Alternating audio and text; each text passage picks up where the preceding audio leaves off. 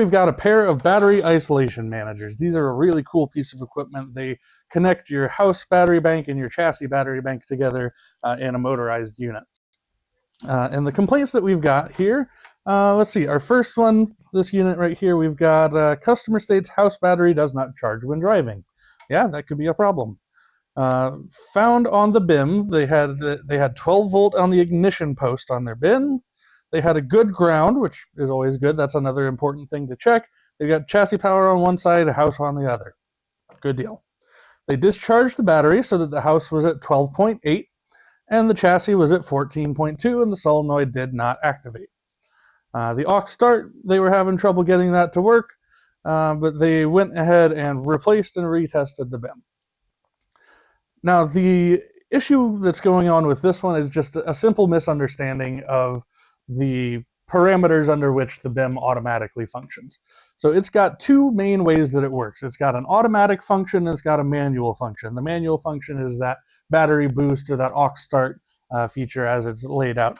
And all that does is overrides the automatic function. What the automatic function does is looking at both battery banks at the same time. And in order for it to do what it does of connecting the two battery banks together, it has to see one bank at or above 13.3 volts DC, the other at or below 12.6 volts DC.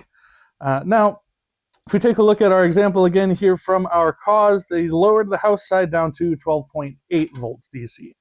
So they didn't quite have that battery differential that the BIM needs in order to activate on its automatic function. Aux start is performed by providing ground to the signal post. So this requires a good, clean ground, otherwise it may not function quite the way that it's supposed to. Now, it's entirely possible they had a good, clean ground on the BIM module itself, but let's say that their rocker switch that they use for their aux start, if that's got a bad or a loose ground, that can entirely be the cause of the problems that we're seeing here. At that point, we're speculating, but what we know for sure is that we can test the BIM and show you exactly how that automatic function works. So if we look right now, I've got just my little battery pack right here hooked up. And if I test with my ground over here, my positive over here, I see I'm sitting at 11.75. So 11 3/4 volts, 11.7 volts.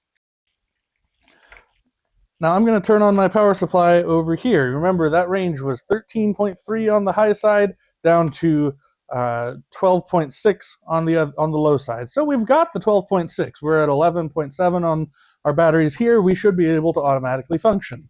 Before I hook it up, I've got my positive right here for my power supply. I am outputting 13.6 volts.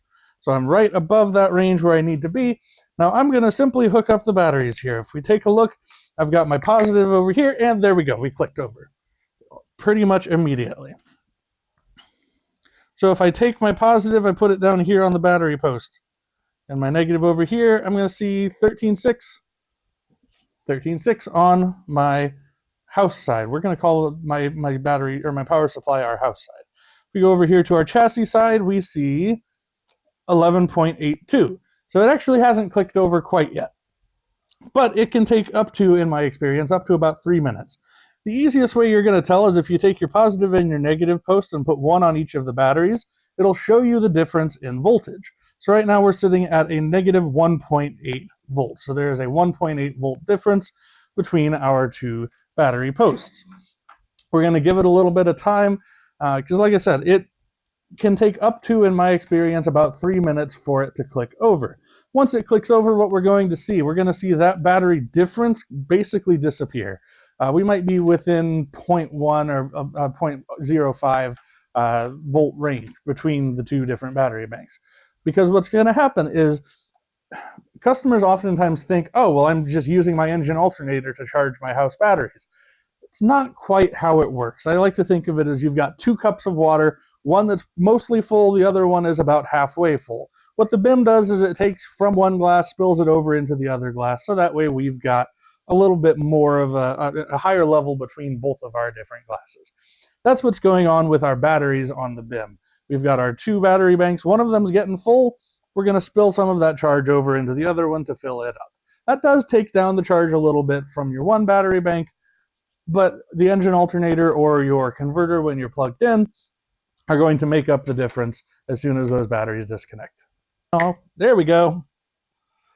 All right, we just missed it off camera because I was talking, but here we go. We heard it click over, and if I take a look, I've got 13.5 on my chassis side. That was at 11 volts.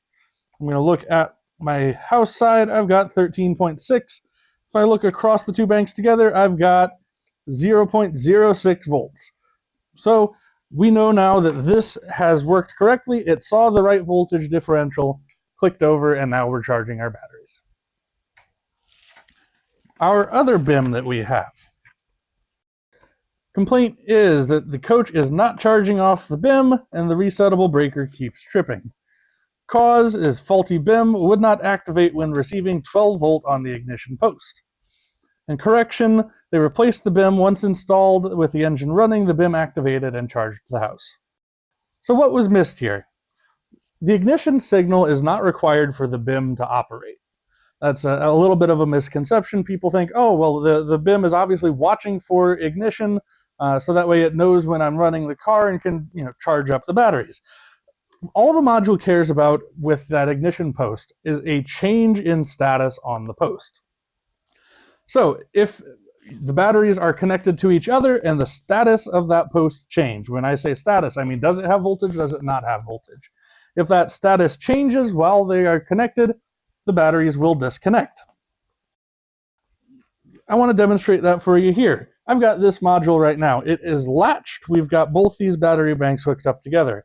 This one's hooked up to my little 12 volt battery. This one's hooked up to my 12 volt power supply.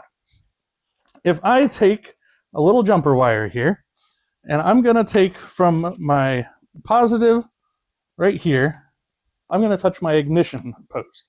When I touch that ignition post, you'll hear it click, and I'll demonstrate with my meter that we have separated those two. So here we go. Boom, we heard that click. Now I'm going to grab my meter, and we see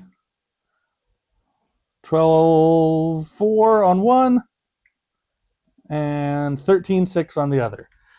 So ignition, the only thing the BIM cares about with ignition is status change while it's connected.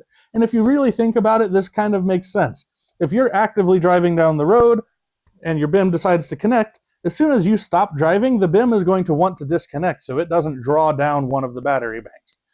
It will shut off that connection because you changed the ignition status. You turned ignition off. Change in ignition means that the batteries disconnect. Seems true if you're camping for a long time and you get ready to drive. You unplug from shore, you start up the ignition, and, well, now there's no longer charge going to one of the two banks. To prevent dropping one of the banks down below, it disconnects to keep that crossover safe. That's what we've got for the BIM.